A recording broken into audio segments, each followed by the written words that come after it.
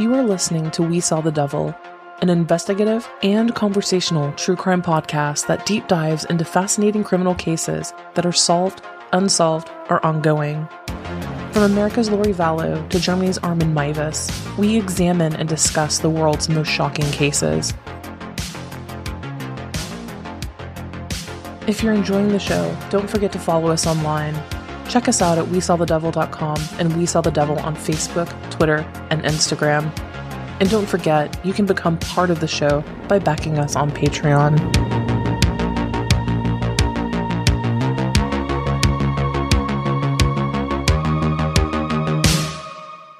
Hello everyone, you are listening to We Saw the Devil. This is Robin, and as promised, I am back with day 3 of the Barry Morphew preliminary hearing. Days 1 and 2 were August 9th and 10th, and we took about a week and a half break, and now we are back with day 3 here on the 23rd. And then on the 24th, as all of you will be listening to this, is the final day, day 4. The purpose of this preliminary hearing, again, like if you followed us with the Lori Vallow Chad Daybell coverage, is to determine whether there is enough evidence for Barry Morphew to go on trial for the murder of his wife, Suzanne Morphew. If you haven't, catch up on episodes 1 and 2, days 1 and 2 that I did on this. There's a lot, guys. Days 1 and 2 brought a lot of new, just kind of bombshell exhibits and facts into the case that a lot of us just had no idea. And day 3 actually proved to be pretty much just as stunning. So we're going to get into that and break down the preliminary hearing, basically just line by line, more or less. And again, shout out, massive shout out to all of the journalists and reporters who have been covering this, in particular, Lauren Sharf. If you are unfamiliar with who she is a reporter for Fox 21 News out of Colorado Springs, Colorado, and you can find her on Twitter at Lauren Sharf TV. A lot of the information that I get is from her tweets. She was sitting in the courtroom, live tweeting as the preliminary hearing was going, and she has been absolutely incredible. What I do, just for full transparency in making the outline for this, is I went through a variety of tweets by Lauren as well as other journalists and end of day news to basically create a comprehensive outline with as much information and the full story from the day's hearing. Again, big shout out. Follow Lauren if you haven't. She will be doing today's hearing as well for the 24th, but it's really interesting to see it as it comes in second by second. So before we get into that, let's just get our quick housekeeping out of the way. As always, you can find us at WeSawTheDevil.com. From there, you can find us on social media. You can send us an email if you have any questions, concerns, compliments. And you can also find our Patreon. Separately, our Patreon is patreon.com/WeSawTheDevil. And if you are liking the show, vibing with it, and you want to financially back it and get some pretty cool stuff in return, please do so. You can do that at patreon.com/WeSawTheDevil. For as little as $3 a month, basically a cup of coffee, you can financially support the show, the time and effort that goes into this, the research, the editing, all of the expenses, and get some cool stuff in return. And if you are still enjoying the show and you haven't yet, please head over to iTunes and leave a 5-star review. That is the best way in the world that you can support your favorite podcasts. Also, while we were waiting for the new Suzanne Morphew for day 3 of the preliminary hearing, I did put out a recent episode on the Blood Countess, Elizabeth Bathory. Listen to the episode if you haven't. Fascinating historical character. Basically, was she a victim of a patriarchal culture and greed, or was she really the world's worst first female serial killer? As a whole, she would be considered the worst, but is she actually the first? Or is it all just a huge misunderstanding? Listen to the episode to find out. Alrighty, so let's get into day 3. So day 3 of testimony here, guys. As everyone knows, Barry Morphew's defense team is comprised of absolute rock stars. You have Drew Nielsen, Iris Aton. Well, today they brought 3 more people in with them, plus the witnesses that they plan to interview. So it was a stacked court on the defense side. But also returning on this day was former FBI agent Johnny Grusing. Don't forget, he was the one who has been doing this for decades. He has experience with cases where bodies are not found, behaviorist experience, investigations, interrogations. He is really a fascinating character, and he actually retook the stand on day 3. And he was immediately examined by Drew Nielsen, Barry Morphew's primary attorney. And first off, they began to discuss the chipmunks. For some reason, Drew Nielsen just wanted to make it very clear that Barry wasn't saying that he shot 85 chipmunks all at once, just that he shot a total of 85 chipmunks, which, alrighty. Then it turns over to the trash runs, and what Barry supposedly threw away at each stop. The first stop, the bus stop, it had no pictures or video associated with it. There was also no video for stop 2. The first time that there was actually surveillance video of Barry Morphew throwing trash out of his truck is stop number 3. And he told investigators, quote, "I'm a tightwad and I don't want to pay for trash pickup. I work so much where my truck becomes a trash truck." And investigators don't have any photos or videos from the men's warehouse trash run, which is extremely unfortunate because I think a lot of us believe that that was probably the most important one out of all of them. And then they discussed that the plastic tree pot that Barry Morphew allegedly threw away at the hotel back at the Holiday Inn is similar to the one that he buys at a nursery in Salida. And again, as a side note, another warning, I've done this in the previous 2 episodes. As I'm going through this episode, it's also going to be doing the same here. So I'm going literally as court happened in the order that it happened. And so we are going to be kind of an arcade machine today and go where the testimony took them. So then Drew Nielsen began comparing both the car and truck records against one another. The phone records show that Barry was in his truck when he made numerous phone calls on Sunday, May 10th in Broomfield.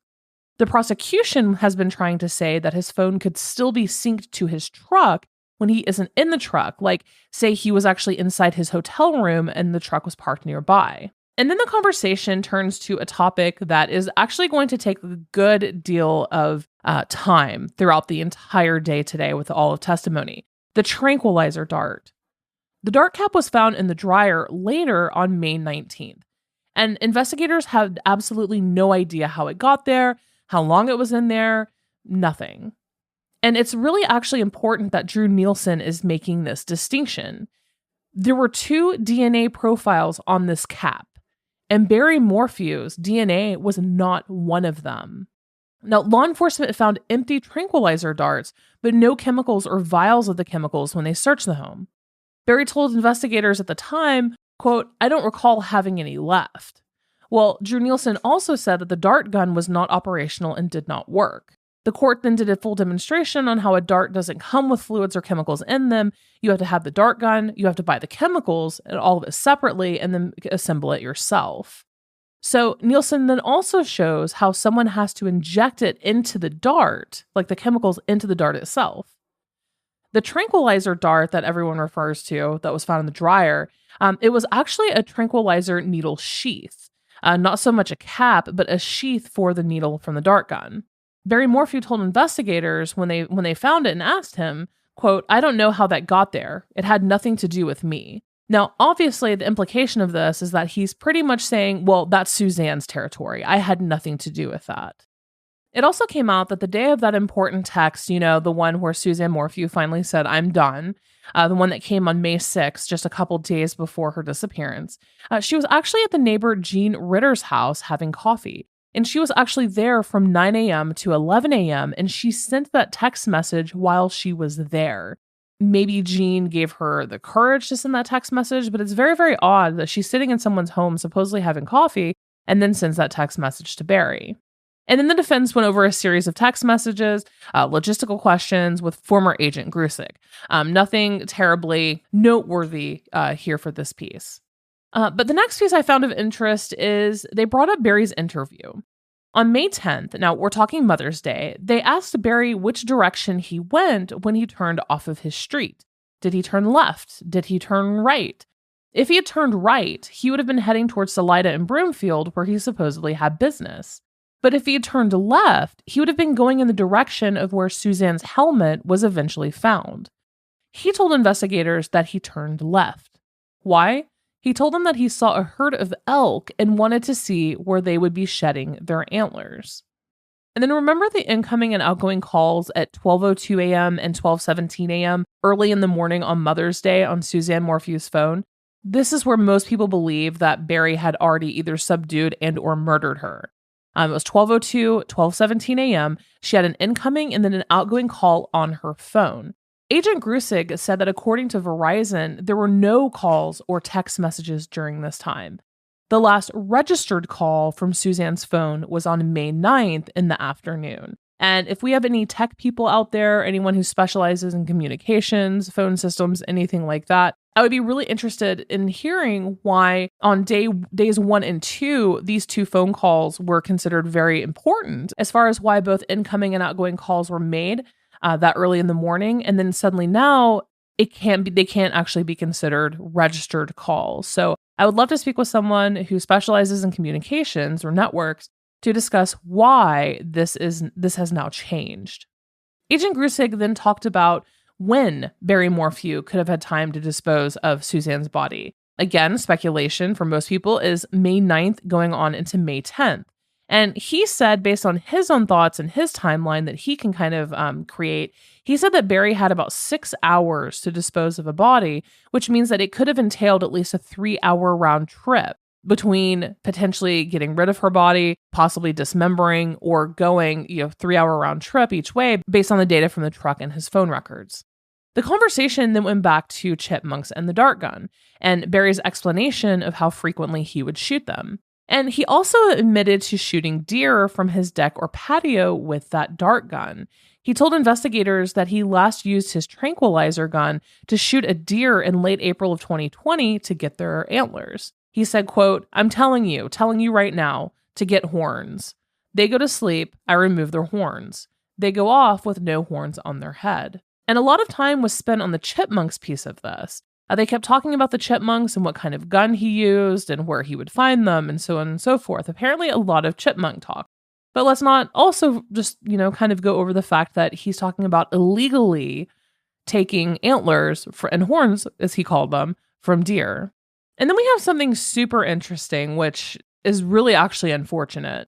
From May 5th through May 9th of 2020, the FBI itself said that they could not get everything off of Barry Morphew's phone that he had deleted. And apparently, he actually deleted a lot, which is not what was made public in the testimony from a week and a half ago. The prosecution asked Agent Grusing directly, is it possible that Barry could have been tracking Suzanne?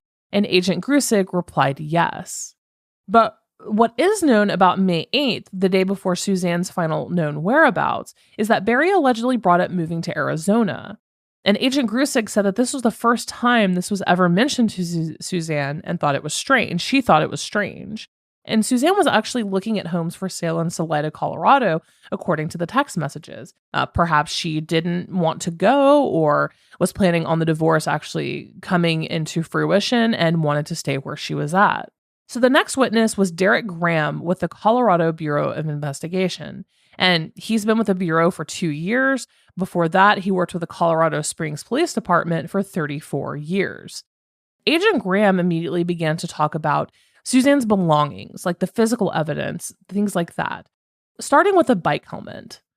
The state began to show photos of where it was found. And Agent Graham only saw photos, not the actual helmet, but he said that there was no indication of a crash based on all of the photos that were taken of it. Then they moved to Suzanne's 2015 Range Rover that was still in the garage and what was found inside of it. And remember, empty hot tub bottles were found on the floorboard next to her Camelback, and then her purse was still inside the vehicle. Again, the Camelback implies that Suzanne was not planning on going on a bike ride or that she didn't go on one at all. For those of you who are not aware, that is your ability to drink water. It allows you to take fluids with you as you're doing an activity. And Suzanne always took her Camelback. It was in her car.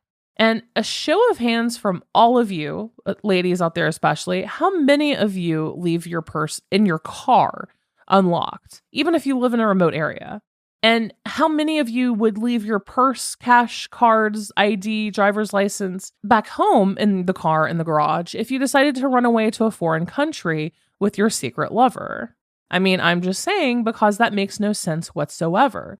But that is, in fact, what it seems like, at least, the defense is trying to do in this case. They're trying to basically say that Suzanne just hightailed it out of there. So going through more stuff that was found in around the house, they showed a photo of Mallory Morphew's bedroom. Her pillows and comforter were on the ground around the bed, and then the sheets were found downstairs. It also showed the spy pen, the infamous spy pen, and it was found in the master bedroom closet.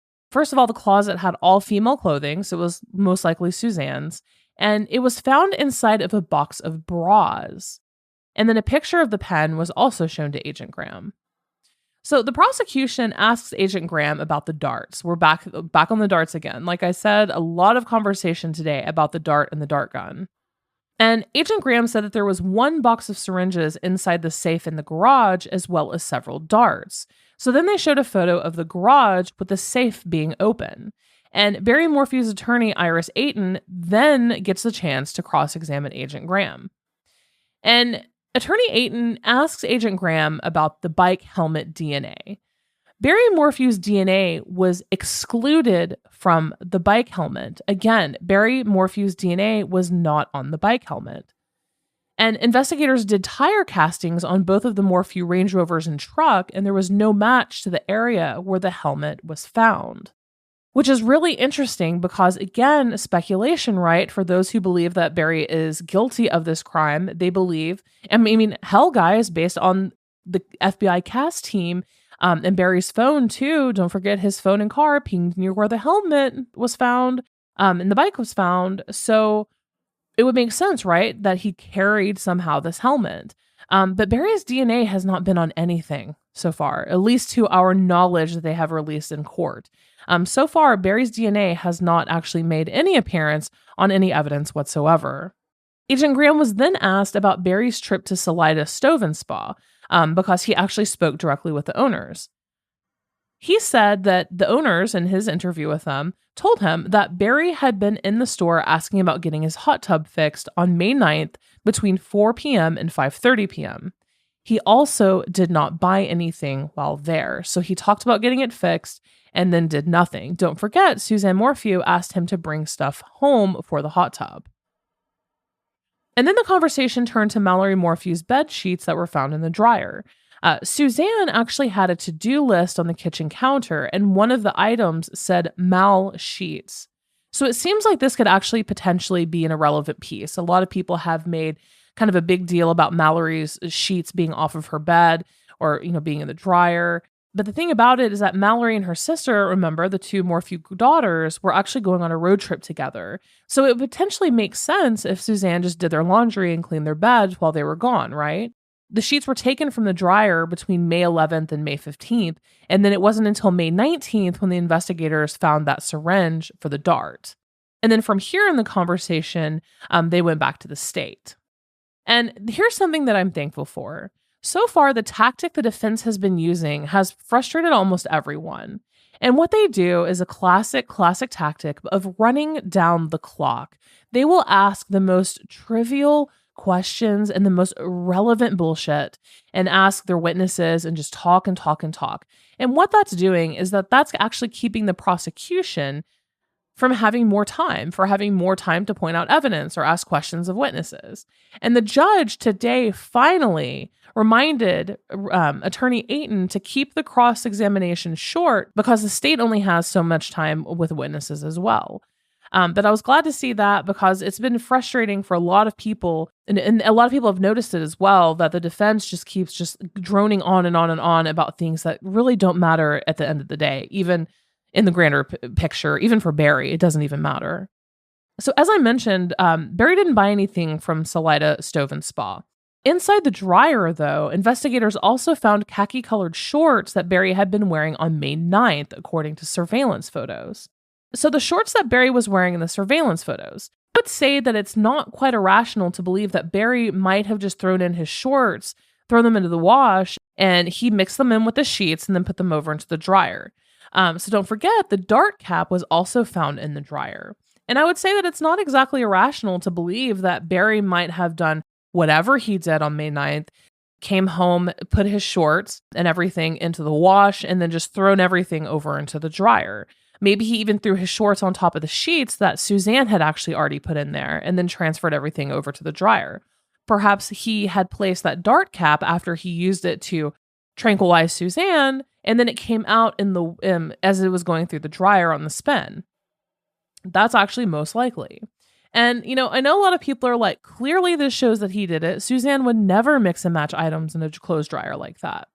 And to that, I have to say, guys, I'm guilty as charged. My clothes washer here at home is a freaking free for all. I mean, the only thing I really try not to mix up is my clothes with my sheets. And only then it's because I'm too freaking lazy to like dig my clothes out of those little demonic pockets it creates when it goes through that cycle. You know what I'm talking about? Like you put in sheets with t-shirts, shorts, anything else, and it actually starts wrapping your sheet around your clothes, and then it's hell to get it out. So I'm just saying it's not necessarily indicative of Barry doing it himself, although it would potentially make sense. After the laundry situation, the court then took a break. And then coming back from break, we had a new witness, Chaffee County Sheriff's Office Under Sheriff Andy Rorick. And he's been the under sheriff for 3 years and a police officer for 23 years. He also worked as an animal control officer for 4 of those years. So I think we can all see where this conversation is going yet again, back to the darts. And yes, they are, but that'll be here in a moment. So Under Sheriff Rorick was called while he was off duty around 8:14 p.m. on May 10th about Suzanne Morphew missing. He got on the scene at around 8:52 p.m. Barry had just been there for 5 minutes before Under Sheriff Rorick got there himself. So he came up and Barry had just gotten there. Under Sheriff Rorick took a look over the photos of Barry Morphew's truck. He described the cab as dirty, musty, clutter with some clothes and a bag that he had taken to Broomfield. They then show pictures of Suzanne's Range Rover, which they'd already discussed, including the contents, the camelback, as well as they emptied her purse itself. And this purse included her medical card, driver's license, credit cards, and cash. And he is saying that she would have needed an ID to get anywhere in the country or out of the country, right? Like if she, say, was leaving for Ecuador. He also said that Suzanne would have needed her medical card to continue her scheduled cancer treatment on May 10th. And then in probably the most shocking news, like this actually hit me like a ton of bricks personally, Under Sheriff Rorick said that the door frame of the master bedroom looked like there had been forced entry from outside of the room. There was also a .22 caliber unspent shell found on Suzanne Morphew's side of the bed. So then Under Sheriff Rorick talks about things in the search like for at the home, right? Like things that they were looking for or found. Investigators were told to find 3 books that Suzanne Morphew would have had in the home. This includes a Bible, because don't forget that the family was very religious. Also an Alcoholics Anonymous book, because Suzanne's father was a severe alcoholic and she frequently struggled with it. And also her personal journal. Now, her personal journal has never been found. However, in the fireplace, investigators described finding pieces of material that could have been a journal, and it was burned, recently burned. There was also an untouched piece of firewood beside the fireplace. Now, keep in mind, guys, that could have been is not good enough. For all intents and purposes, they just found burnt papers in the fireplace. But they did ask Under Sheriff Rorick if potentially that could have been a journal, and he was like, well, I guess so. But no one knows. And then they talk about Barry at the home. So surveillance video of Barry is then played, showing from 9:37 p.m. on May 10th for the next 3 minutes. It shows when he was allowed to go inside of the home to identify some of Suzanne's clothing. Again, he was inside the home for 3 minutes, and he ID'd a wadded up pair of riding shorts that were on the floor. And then prosecutors go back to hunting, specifically with the damn darts. Specifically, in this case, when elks shed their antlers. Because don't forget, Barry said that he turned left outside of his driveway, going in the opposite direction of where he needed to go in Broomfield and Salida, because he saw elk, a bull elk, and he wanted to see where they would shed their antlers. So Under Sheriff Rorick said that he was also a lifelong hunter. He worked for animal control, and he knows about these things. And he said that typically elk shed their antlers before March and that bulls and cows aren't usually together by May. So again, potentially showing that Barry lied, giving him an alibi of why he went in the wrong direction towards the scene where Suzanne Morphew stuff was found. And Under Sheriff Rorick has more on hunting. He talks about tranquilizer darts and guns. Why? Because he used them for 4 years during his time as an animal control officer. And this is also the second time where they've explained the process of using a dart gun. He explained how to use them. He explained the entire process behind putting the solution in the dart, and then how to put the dart inside of the gun. And as we now all know, based on the previous 2 days of testimony, the effects of a dart gun, they're not immediate. That's something that Hollywood has actually gotten terribly, terribly, terribly wrong. Under Sheriff Rourke said that more times than not, he would actually have to chase after a dog after he shot it with a tranquilizer dart. Like when he would get vicious dog calls or aggressive dog calls, he would have to tranquilize it. And when he would tranquilize them, he said that sometimes the dogs would be found in people's yards hours later, and then they would call him. He would also catch cats that way. And he said that deer, if Barry was claiming that he was shooting deer with a tranquilizer, they absolutely would have run off anyway, like gotten way away. And not only that, but they didn't find any animal product in the home, like antlers, right? Antlers that had been cut off. There were antlers in the home as decor, but not cut off antlers, essentially pointing out more potential lies from Barry. And this is where it really started to get, okay, you know how when you have a missing wife or missing mother and the husband is always the suspect, there's like a checklist, right? A, is he having an affair? B, how genuine does he seem in his care and concern and search for her? Number 3, does he have any injuries? Like, could there have been a struggle? Well, now we have another check mark in this list because Barry did in fact have injuries. Pictures of Barry were shown, pictures of him with arm and hand injuries. And Under Sheriff Rourke testified that on Barry's upper left arm, it looked like there are fingernail injuries, like someone was scratching him. There were 3 abrasions or cuts scabbing over. Outside of his hands were injuries in various stages of healing. So that's also huge, huge, huge news. And then they showed pictures of Suzanne Morphew's bike. Under Sheriff Rourke talks about interviewing Scott Banks. Scott Banks was a bike mechanic, and he put new tires on Suzanne Morphew's bike on May 7, 2020, just 2 days before she was last seen or heard from again. And he looked at the pictures of her bike in the state of, how it was found. The handlebars were twisted 180 degrees. Mr. Banks explained to investigators that this is called ghost riding and that it's seen with kids when they push a bike and the tires want to turn.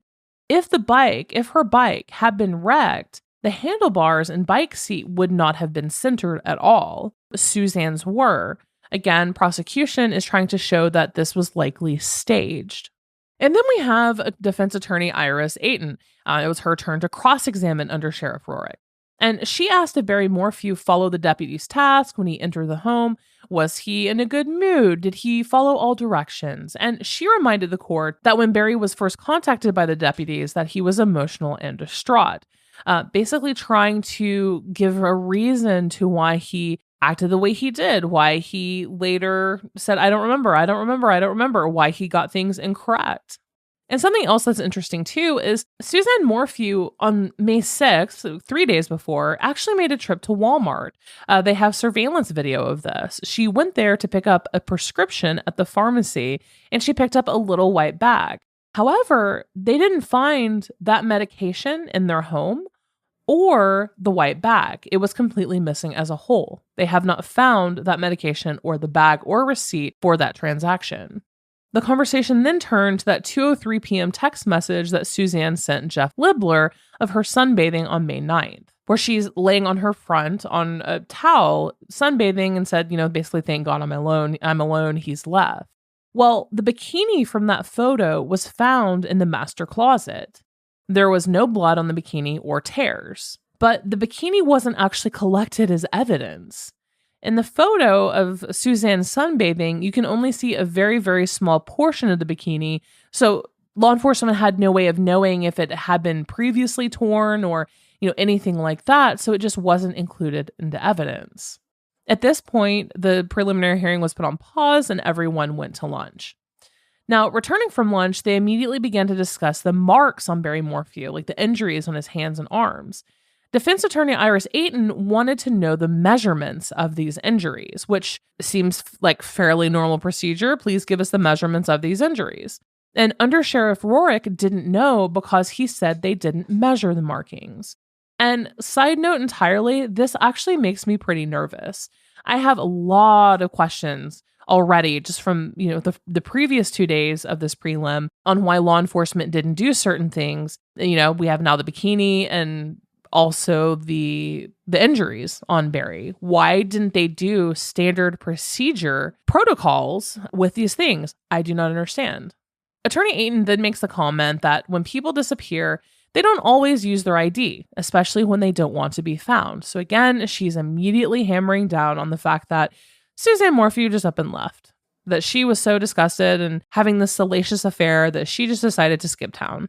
But another interesting piece of evidence, back on the clothing that they then immediately go back to. And guys, I know I told you we're a ping pong ball, we're like a ping pong ball or arcade ball, and we are today. So just going through it as it happened. But then they mention another piece of evidence, which is related back to that sunbathing picture that Suzanne sent Jeff. In that photo, she was laying on a brown towel. Now that towel has not been found. So again, for perspective here, the bikini that she was wearing in that picture was in the master closet. It was back in the closet. However, the brown towel that she was laying on outside on that chair has not been found. It was not actually returned to the home or the closet or the laundry room. It is gone. And bless Under Sheriff Rorick, because he saw through it apparently kind of like pretty much how everyone else did. He, again, got to the scene 5 minutes after Barry Morphew did. And he said that when Barry Morphew came up to the scene, that he already had crocodile tears going. He said, quote, he had crocodile tears, like fake tears at the very beginning. All right, so at this point, we have a new witness. We have CBI agent Kevin Kobach. Kevin was a field agent in Pueblo for 7 years, and then he also, most notably, worked on the Chris Watts case. District Attorney Linda Stanley began to ask him questions about Barry Morphew's employee, Morgan Gentile. Alrighty, so side note for those of you who may not be aware, Morgan Gentile was another contractor that Barry Morphew had hired. Barry hired her along with Jeff Puckett to work on the Broomfield job. Remember Jeff Puckett, the one who entered the hotel room in Broomfield, it smelled like chlorine, said, damn, I know, I talked about him in the previous episode. Well, there was actually another employee with him there that day, Morgan Gentile. And in an interview 4 months after Suzanne disappeared, Gentile actually did a very big interview with Fox 21 News. She said, quote, Barry had worked on the beach site Friday evening. Saturday, he had asked me to clean it up and rake it out because we were going to bring it out to level. So it would be a beach sand and not muck. He was acting really weird about the area. I was like, Barry, what's up? He seemed stressed. He definitely seemed weird on Saturday. And even though she was scheduled to work the job for most of that Saturday, Barry dismissed her early at 11 a.m.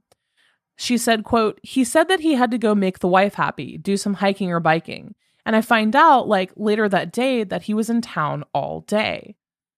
So Gentile and Puckett stayed at the Holiday Inn Express waiting on word from Barry. Barry got them 2 different rooms. The first room for Puckett was Barry's old room. And then the second room he got specifically for Morgan. And remember, his room was gross, smelled of chlorine. Morgan spoke to that. Jeff Puckett spoke to that. Well, he didn't actually end up calling them on Sunday, the day that they were supposed to work the job. He ended up calling them Monday morning at 8 a.m. and told them that Suzanne was missing and that a cougar or mountain lion had gotten her. So Morgan said that she and Puckett packed up and then drove back to Salida, where the investigation into Suzanne's disappearance at that point was totally underway. And she claims that back in Salida, she was approached by 2 men who were both linked to Barry Morphew, who told her, we would give you your paycheck, but we don't want it to look like hush money. You have rights, but you don't have to give the CBI your phone. But still, Morgan Gentile reports that she did actually cooperate with most of what investigators asked of her, up to and including 5 interviews. Now, she did turn over her phone and her phone records, but she declined a polygraph, which I find that weird as hell anyway. I mean, if I wasn't involved in anything 100%, I would be like, sure, give me all the polygraphs in the world. I'll take it here. But I digress, right? Regardless, she's not connected to this case at all, supposedly. So she did all of that, and then she says that she heard from Barry Morphew again a couple days later through text. And in her interview with Fox 21, she said the following, quote, "He fired me because I gave up my phone. I wasn't staying quiet, and I was complying with the CBI. I feel like if he was innocent, he would have talked to me. I worked with him every day for a very long time." And Barry actually ended up replying to Morgan Gentile's interviews and the news, all of this like fanfare surrounding her. He says, in typical Barry Morphew fashion, quote, "She's a meth head. She's mad at me because I fired her and don't let her work for me anymore. She's mad. So they're not going to say anything good about me." But back to the hearing. Morgan also confirmed what Jeff Puckett had told investigators about, when they opened the door, the smell of bleach was overpowering and knocked you down. She then went through the happenings of the job in Broomfield and talked about how she feared being called Barry's mistress. Investigators investigated and determined that there was no affair.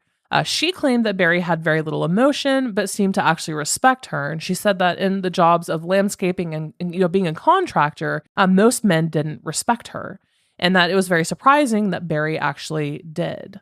But it's actually very sad. Morgan, immediately when this case happened, everyone pointed to her as Barry's mistress, that she had to be the other woman. And this apparently was so hard on her that she lost her home, she can't get employed, she can't get another job, and literally had to flee the state because her children and everyone around her was being bullied. So she actually had to leave the state entirely and get away from it because everyone, like, I guess armchair sleuths or whoever, got her name and then just started stalking her. Which, can we not, guys? But yeah, so that was that with Morgan Gentile. Agent Kobach then confirmed that they have the surveillance video from the Holiday Inn. But again, guys, he was unaware as to whether the room was ever swabbed for Suzanne's DNA. And here's the thing. Sometimes with questions like these, that's all they say. I'm unsure as to whether it was swabbed for DNA. But was it? Like, can someone please confirm or deny if any of these areas were actually swabbed for Suzanne's DNA? Because don't forget, he brought his tools into the Holiday Inn. Like, his tools were there. Tools that could have been used to dismember or more or less, dispose of Suzanne's body. He could have cleaned them. Why was there the smell of bleach? Like, why was the room not swabbed for her DNA? And if it was, please confirm. After him, former FBI agent Johnny Grusing was then called back to the stand, which this poor guy, he's been going on 3 full days of testimony, basically with him pretty much being 90% at the helm. He talked about the initial interview with Barry regarding May 10th. And Barry said, quote, "We had steak and sex on May 9th. Best night, and there were no chemicals in Suzanne, so we had a good night." And Agent Grusing also noted that Barry used the past tense. "I just wish you knew her, how amazing she was."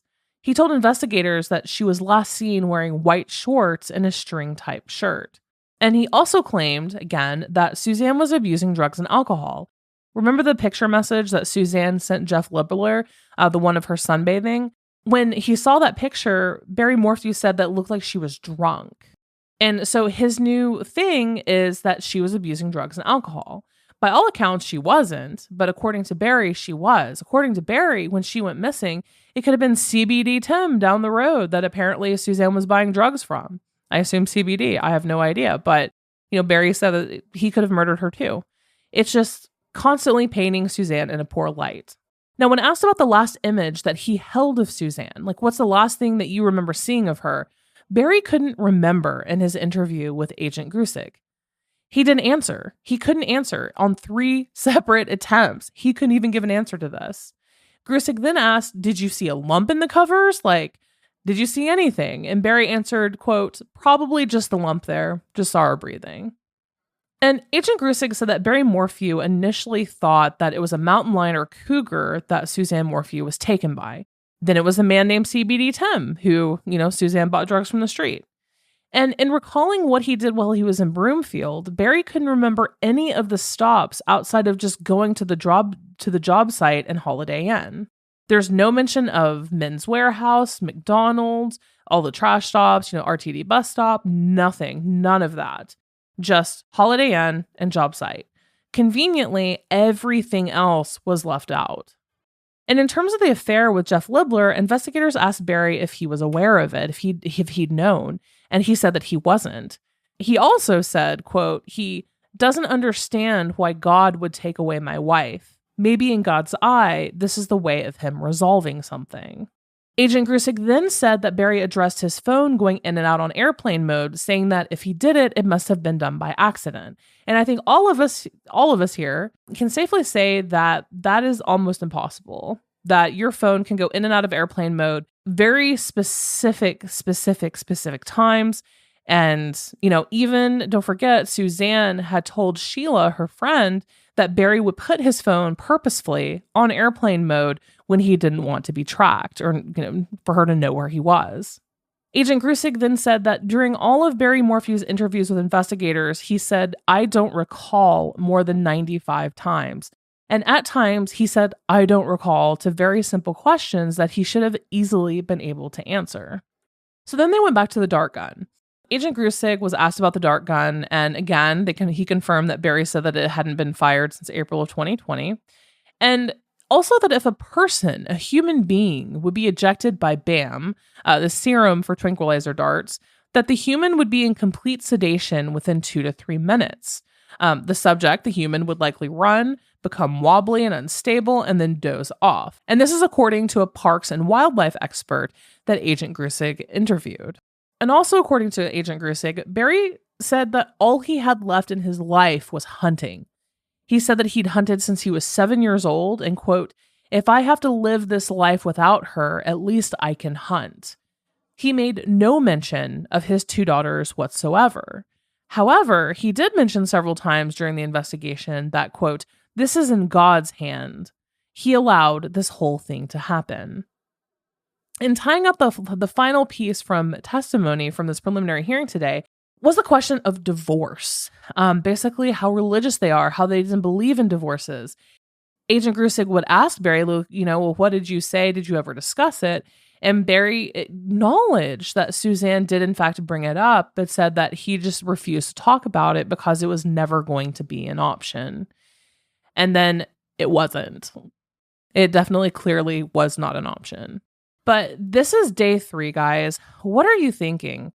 Honestly, I'm not feeling too confident here as far as evidence that they have on Barry. I have a lot of speculation. I have a lot of thoughts, but the FBI CAS team, between his truck records, the phone records, and the GPS, on his phone and everything, obviously he lied nonstop to investigators about where he was going.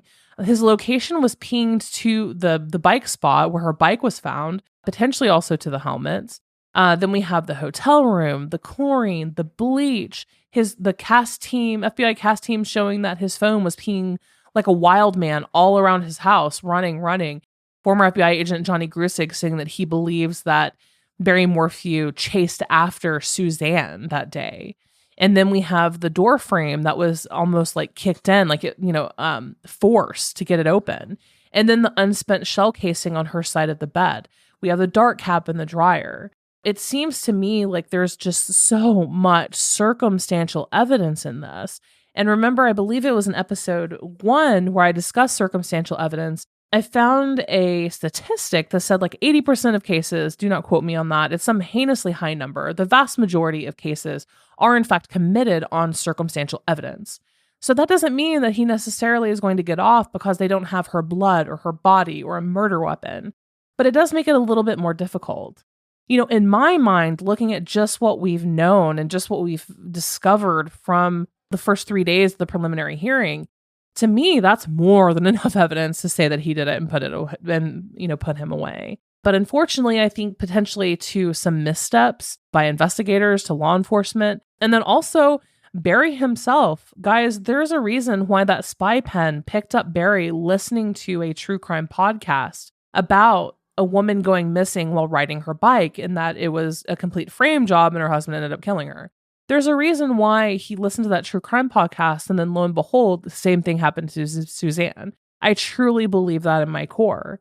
And if this was as premeditated as it potentially could have been, he may very well have been very, very, very, very careful, more careful than a lot of other people that we've seen make idiotic mistakes, like Chad Daybell looking at you. The first 2 days, I was feeling pretty good about this. And then after today's evidence, it's like, wow, they really don't have anything that puts Barry, especially say DNA wise, at any of this. We have the sex offender on her car. I mean, it's a lot. And I'm really curious. We have one more day of the preliminary hearing, guys. I'll be bringing you the episode on Wednesday for the fourth and final preliminary hearing day. Something else that's really fascinating, guys, too, that you don't see it so blatantly, is that Barry Morphew's attorneys are incredible. They specialize in cases where there's a mountain of circumstantial evidence, and they get a lot of their clients off.